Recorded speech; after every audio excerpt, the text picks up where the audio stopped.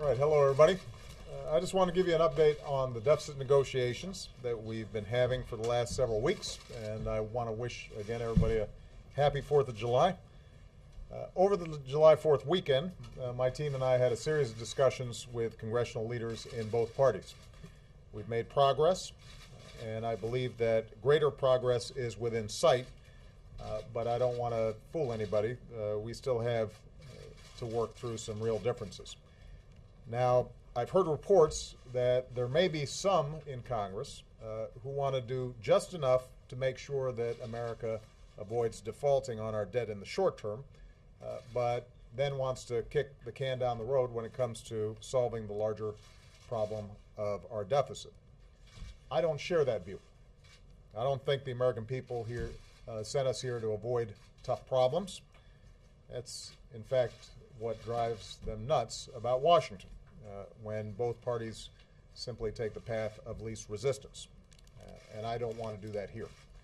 I believe that right now we've got a unique opportunity to do something big, to tackle our deficit in a way that forces our government to live within its means, that puts our economy on a stronger footing for the future, and still allows us to invest in that future.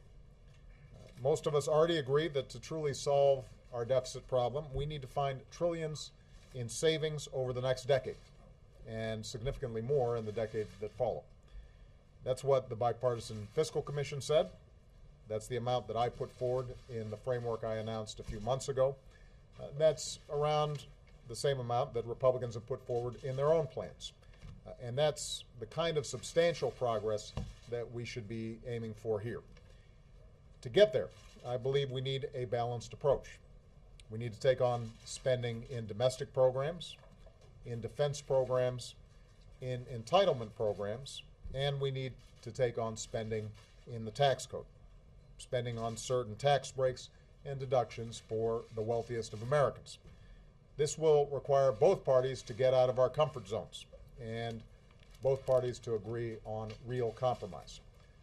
I'm ready to do that. I believe there are enough people in each party that are willing to do that. And what I know is that we need to come together over the next 2 weeks to reach a deal that reduces the deficit and upholds the full faith and credit of the United States government and the credit of the American people. That's why, even as we continue discussions today and tomorrow, I've asked leaders of both parties and both houses of Congress to come here to the White House on Thursday so we can build on the work that's already been done and drive towards a final agreement. It's my hope that everybody's going to leave their ultimatums at the door, that we'll all leave our political rhetoric at the door, and that we're going to do what's best for our economy and do what's best for our people. And I want to emphasize, I said this at my press conference, this should not come down to the last second. I think it's important for us to show the American people and their leaders that we can find common ground and solve our problems in a responsible way. We know that it's going to require tough decisions. I think it's better for us to take those tough decisions sooner rather than later. That's what the American people expect of us. That's what a healthy economy is going to require. That's the kind of progress that I expect to make. So I promise I will keep you guys updated as time goes on. All right? You take any questions, Mr. President? I guarantee you Jay's going to take a whole bunch of We would like to see you, sir.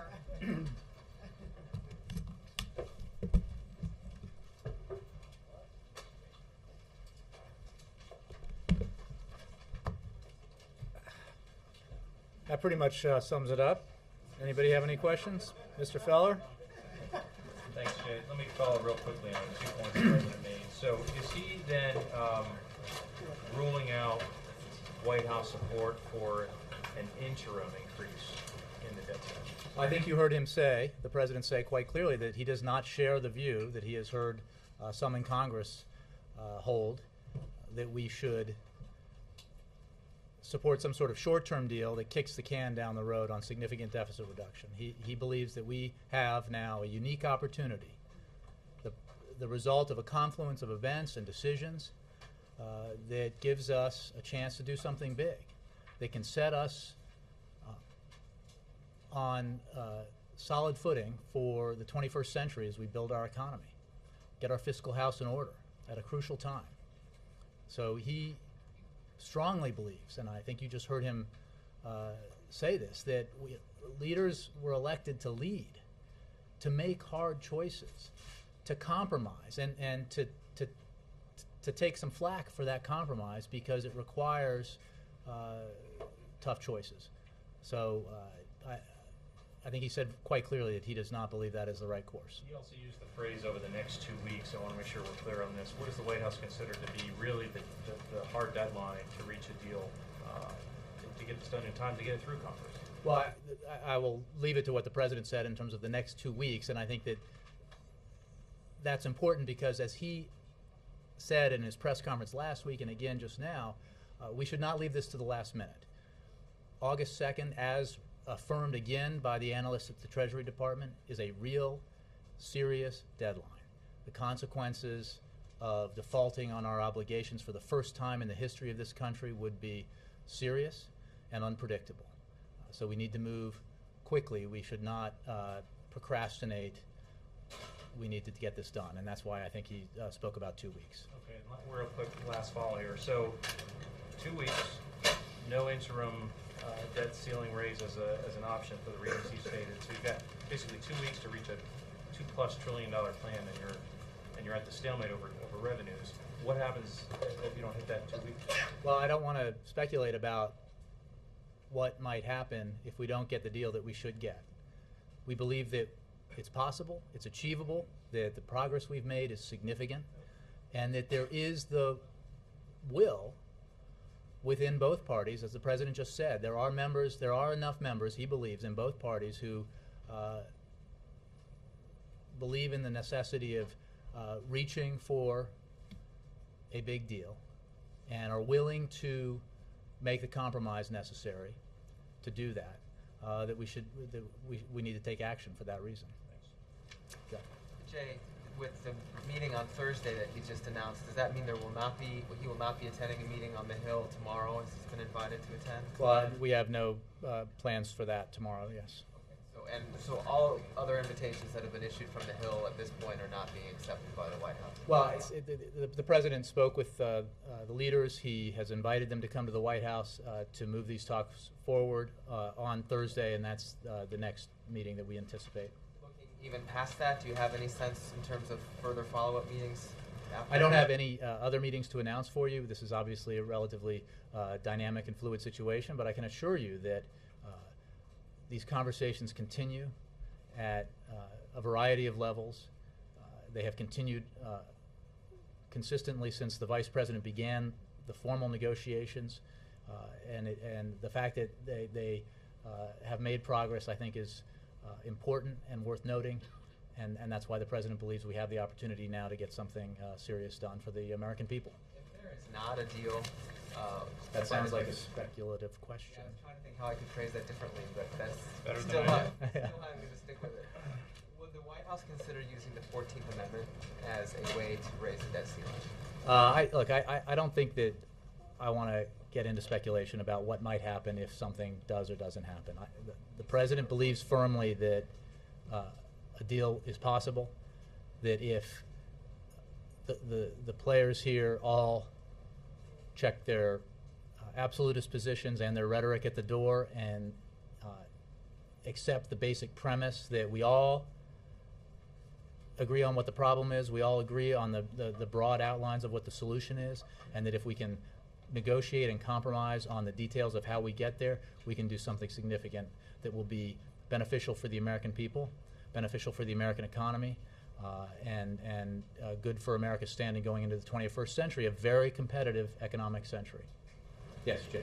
Some Republicans on the Hill say that some of the spin coming from the White House is inaccurate, that the White House and Democrats had not signed off to trillions of dollars in spending cuts. It was roughly $1 trillion, and that they hadn't actually agreed to any of them, and there were a bunch of gimmicks contained within that trillion. Can you? Well, you know, Jake, that we have not commented on the specifics of the negotiations that the Vice President led, and I'm not going to start doing that now. I would say that the president has always said, the vice president has said, others have said that we obviously agree to the proposition that nothing is agreed upon until everything is agreed upon. And I think that will hold true in these negotiations, that a compromise necessitates all the pieces coming together. And what I can guarantee you is that significant progress was made towards reducing spending in those conversations, and that more progress needs to be made in order to get this thing done. And that progress needs to come in all the facets that the president talked about, in non-defense discretionary spending, in defense spending, in entitlement spending, and in spending in the tax code. About the Fast and Furious program, I know that there's this investigation going on internally. Weapons from the Fast and Furious program are now showing up in the United States attached to criminal transactions. The ABC station in Phoenix for last week reported on several of these weapons from Fast and Furious turning up. How come we know so little, the public knows so little about this program, and what is the administration doing to get to the bottom of these weapons, which are now showing up in crimes in the United States? And, well, I think there's an investigation going on precisely to get to the bottom of this, and I can't comment further on it because there is an investigation going on. Can the acting head of the BATF be permitted to go to Capitol Hill to testify? My understanding is that he's not been allowed by the administration to go there and explain what's going on. I'll have to refer you to Justice on that. I don't have any information on that. Is this not something that you guys are worried about and incensed about? This is something that... Well, Jake, I think it's being investigated for a reason. And obviously it's a matter of concern, and that's why there's an investigation. But it would be a mistake for me to comment further on or to characterize further what happened, or how to rate our unhappiness about it from here. So I think that I have to refer you to the Justice Department for that. Lastly, I mean, we have heard at times, when the president was upset about something, plug the damn hole is one such anecdote that was shared exclusively with every single person in this room by the White House. Is the president upset about this? I mean, this is a government operation where now weapons, I mean, the Mexicans are upset, the guns are now turning up. I think you can assume that the president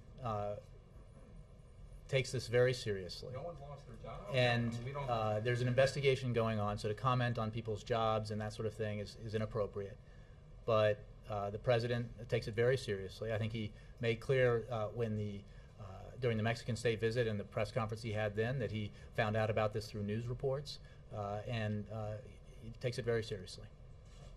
Dan. I want to go back to that if question again. I mean, if you aren't able to reach a long-term deal, what other options are on the table, or do you have any other options on the table? Is the president essentially saying no mini deal, no matter what, only a long-term option here? The president believes that we have to think big and act big, because, as I mentioned before, there has been a confluence of events and decisions that have led us to this point, and they include, obviously, the terrible recession, the worst since the Great Depression that we went through, the fact that because Congress wouldn't act, the president appointed the Simpson-Bowles Commission, and they delivered a report. We have the outside Domenici-Rivlin report.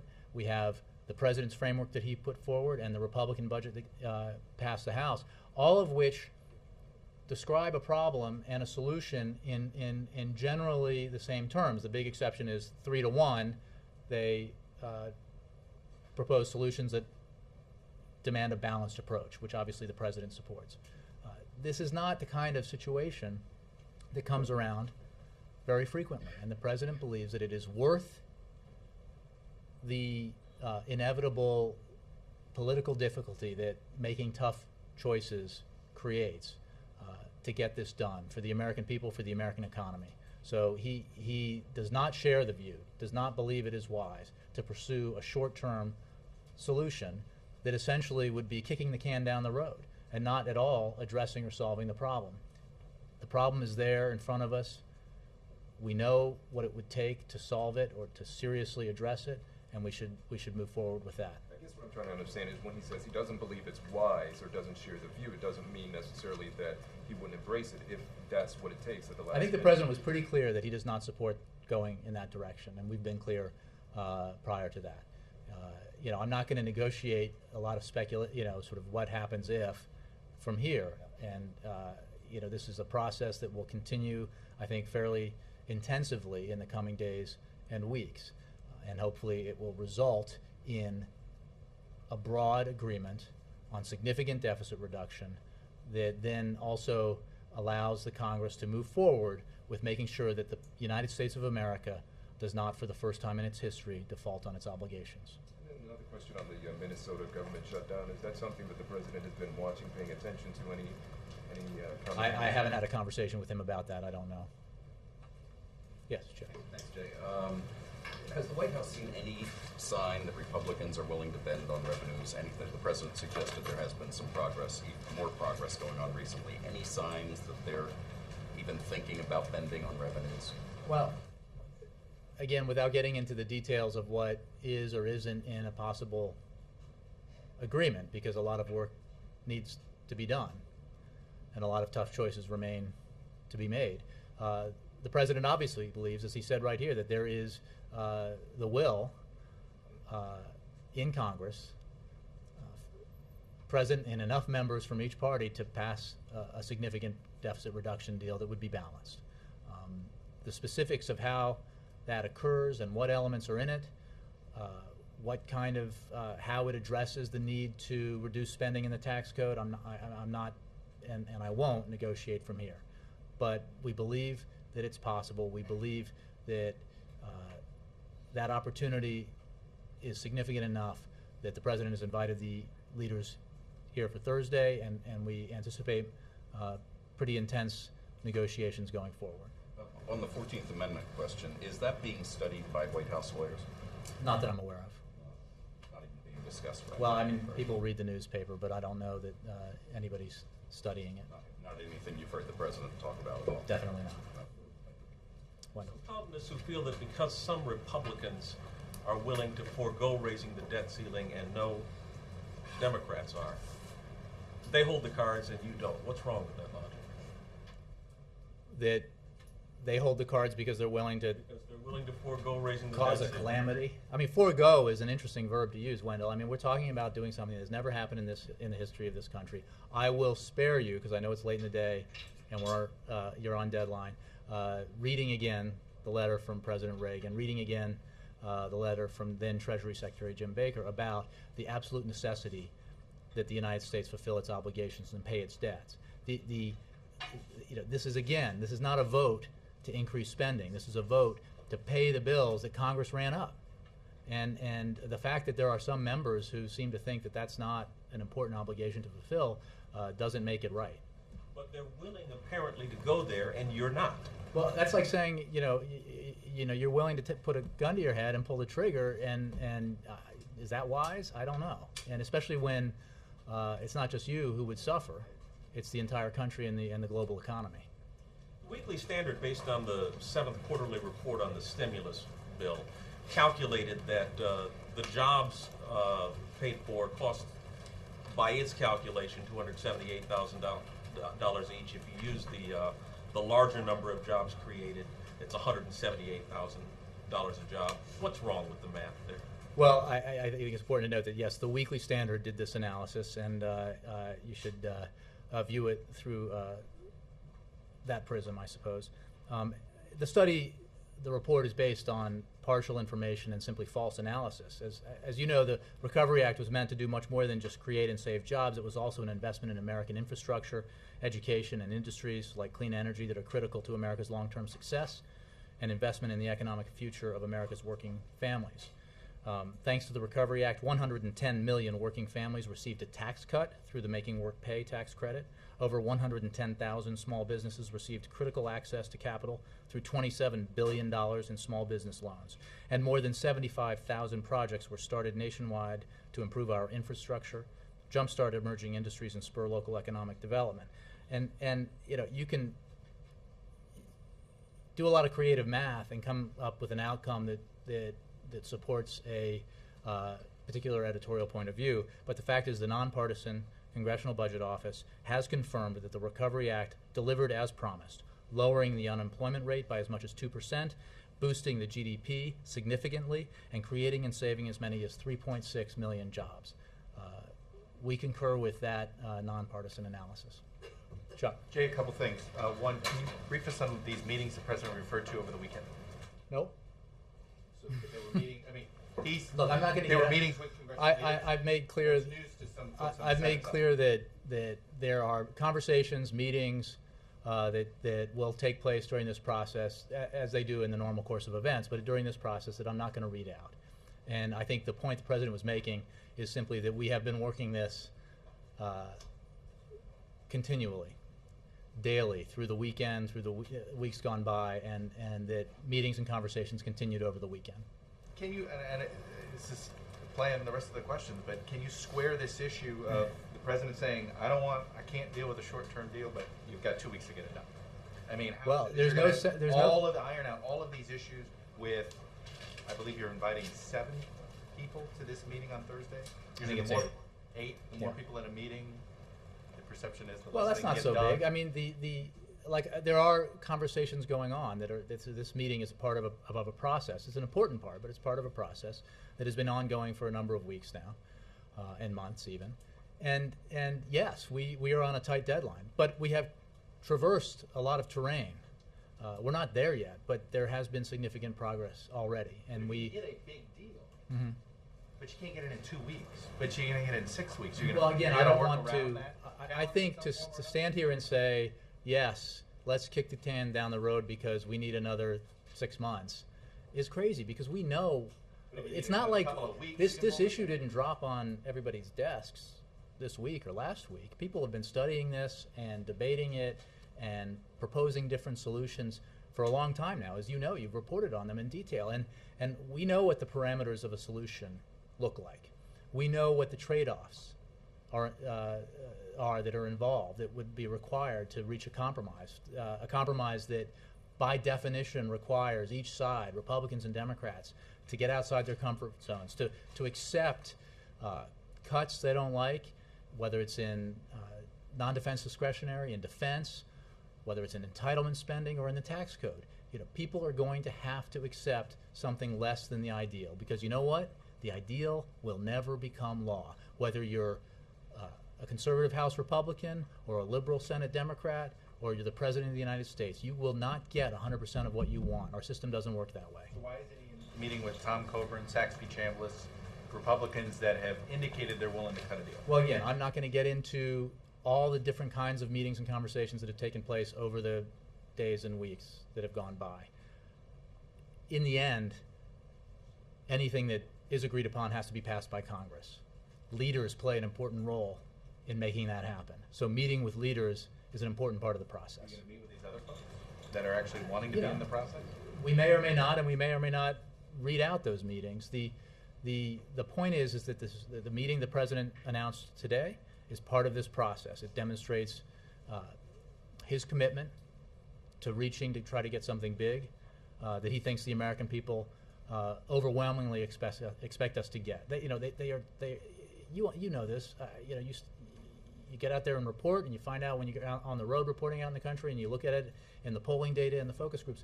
Americans are not like, I demand this.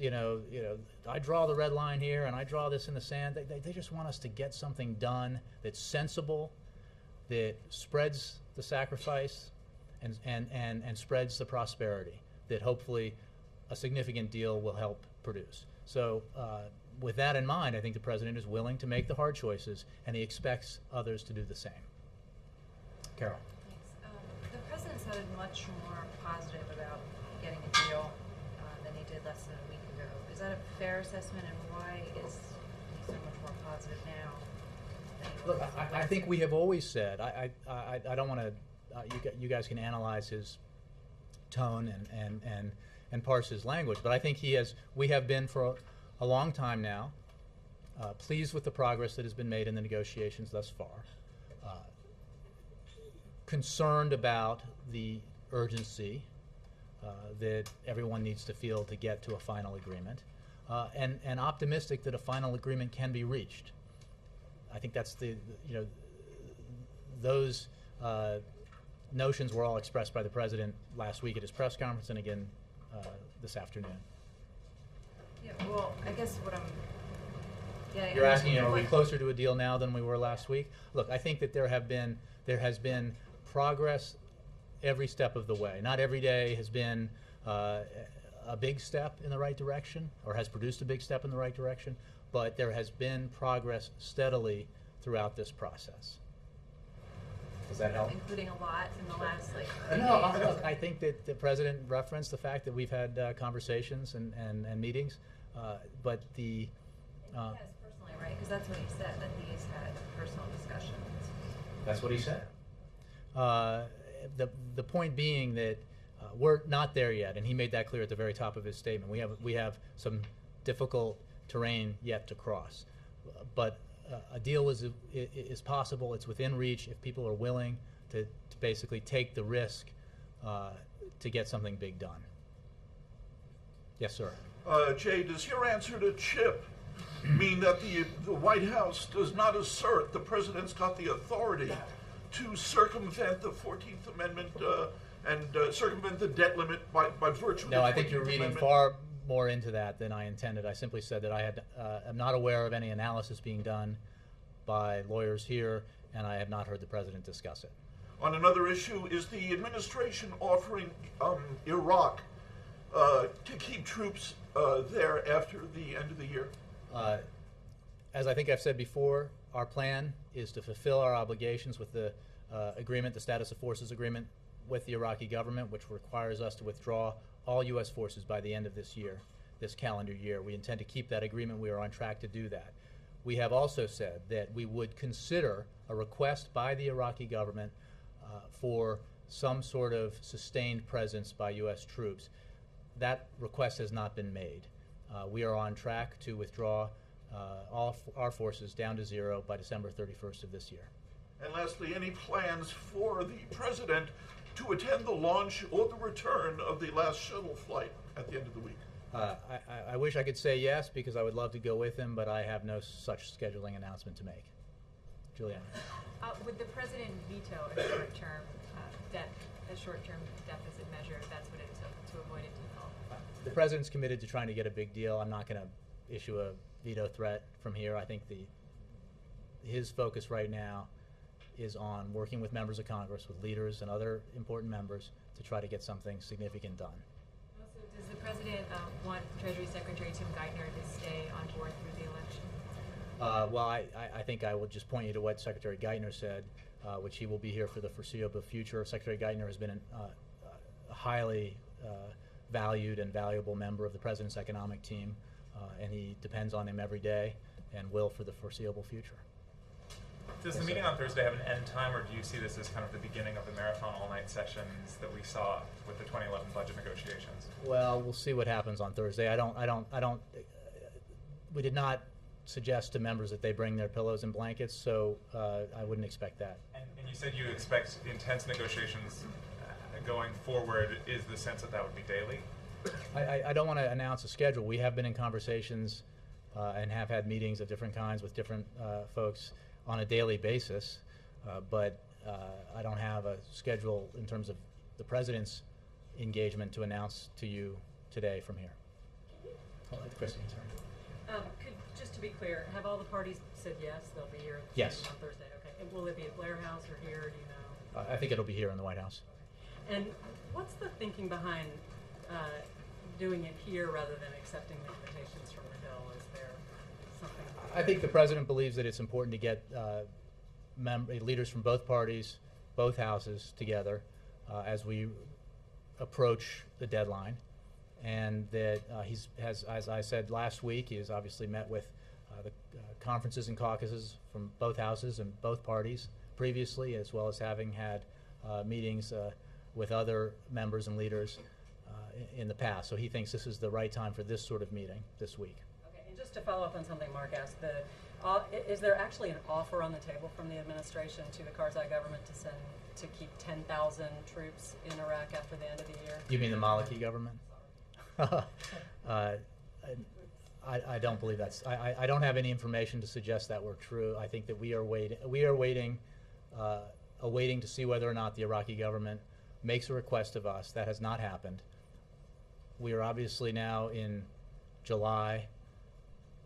We are drawing down to zero. We are on schedule to draw down to zero by December 31st, in keeping with our agreement with the Iraqi government. And we will continue doing that as planned. So there's a certain amount of, I mean, there's not a sensitivity, but there's only so much time here available for the Iraqi government to make such a request. If they do, we will consider it. Otherwise, we are keeping on schedule. How much time before that's not? Well, you know what, I would refer you to the Defense Department, because this has to do with the logistics of drawing down forces principally, but I know that it's not an endless amount of time. Alexa. Just to clarify, the debt ceiling achievement that the president would like to see. The estimate is that if the debt ceiling goes up 2.4, it would take everybody through the end of 2012. So is that what the president is shooting at? Can I just clarify? My understanding, Alexis, is that he was referring to. I mean, we have seen reports of people talking about very short-term agreements to allow for 6 more months of negotiations. That is not a proposition the president supports. But I don't want to say that that's unacceptable and something else is acceptable, because the president believes very strongly, as he just told you, that we should be aiming higher. That if we have the political will, collectively, Democrats and Republicans, to do the right thing by the American people, that we can actually achieve a significant deficit reduction deal in the trillions that is balanced, that sends a signal around the globe that we are getting our fiscal house in order, and that will produce a boost of confidence in the American economy that we think will continue to allow it to grow and create jobs. He is not coming to the table trying to de-link the two from the Republicans, right? I think we have acknowledged that while we do not believe that something as serious as the need for the United States to fulfill its obligations and not default on its obligations should be linked to any vote that may or may not happen, we accept the fact that some members of Congress insist that we get a deficit reduction deal in tandem with, if you will, the vote to raise the debt ceiling. We believe that the debt ceiling will be raised. We believe that the United States will not default on its obligations for the first time in its history. We take the leaders of Congress at their word that they will fulfill that obligation. And I don't want to suggest that we have any doubt that that's going to happen. We are also pursuing a significant deficit reduction deal concurrently. But if the two things remain linked, then the number that they're shooting for is going to be linked to however long that debt ceiling is going to be. That's up to Congress to decide. How much they raise the debt ceiling is for Congress to decide. We are negotiating a deficit reduction deal. We believe it can be significant. It can be in the trillions. It can be of the size and scope that has been agreed upon, broadly speaking, by all the significant players in this discussion. So again, that's for Congress to decide the size of how high the ceiling is raised, not for us, and it's for them to decide whether to link that. We don't do that. We don't think that's necessary. Going to weigh in on that particularly. I don't want to foreshadow what he may or may not say in a negotiation, but we do not view it that way. Okay. And then the other thing I wanted to ask is, when we saw the president last week, what prevented him from saying then exactly what he said today, and things might have moved a week faster? What does that mean exactly? The Well, president has been engaged. The president just said, I want to see you, come see me. Right. He could The have president said that met. last So again, is this the president's not engaged talking point? Because I think the president has met with the minority leader of the Senate, the majority leader of the Senate, the House Speaker, the House Minority Leader, relevant members. The Vice President's led these negotiations. between last week and today. We are. I'm going to move on because there are other people here. We are progressing down the road towards what we believe could be a significant achievement for the American people if everyone, Democrats, Republicans, are willing to accept something less than their absolutist positions. Yes, Steve. If you are asked to keep more troops in Iraq past December 31st, how would you pay for that? And are you thinking about the cost of that yet? You know, I will have to bump that to the Defense Department. I don't have a specific answer for you on that. We are, as of now, on track to withdraw all of the U.S. forces in Iraq by the end of this year, as dictated by the agreement we have with the Iraqi government and as promised by the President of the United States. So we have said for a long time now, if the Iraqi government asks us to maintain some level of troops beyond that end of the year deadline, we would consider it. That doesn't necessarily mean we would do it. We would just consider it. And I really don't have any more information on that possible outcome because, again, we haven't even gotten a request. Abby, do you have a question? Just a quick follow-up on an earlier question. You never really responded to the Senate Democrats' request for a similar meeting that Mitch McConnell requested. Do you also believe that a meeting like that is not worth having a conversation on? You know, I understand that phrase that I use has been slightly taken out of context and used for talking point purposes. My point then was that, as described to us, the invitation was for the President to go here, articulated an absolutist position that we already know. We've heard it. We understand that. We are now at a point where we're beyond that, where we believe that we have to negotiate a compromise and agreement. So more productive than doing that again, which the President already did in a session that he thought was very helpful and useful, a listening session with Senate Republicans, that it was important this week, because of the urgency of the matter, to move forward with a meeting with the leaders that he's called for Thursday. Do you believe that they're the same type of meeting or a different type of meeting, just to be clear? I'm not sure what you mean. Are you saying that the meeting with Democrats that they requested and the meeting with Republicans that they requested were for the same purpose to? I'm not even sure what story you're trying to write here. Like, who are we offending by not? I mean, what your response is. I think the President thinks that the meeting now that we need to have is the one that he called for Thursday. The most productive meeting for him to participate in and lead, if you will, is the one called for Thursday. Yes, sir. Yeah. Do you have anything on General Allen and Ambassador Crocker's meeting with the President, and anything at all beyond the specifics I'm sure you won't want to go into? Well, I can tell you that the President did meet today with Ambassador Ryan Crocker and Lieutenant General John Allen to discuss the way forward in Afghanistan. Vice President Biden, National Security Advisor Donnellan, Secretary Panetta, first time I've said that, Secretary Panetta, and Admiral Mullen also joined the meeting.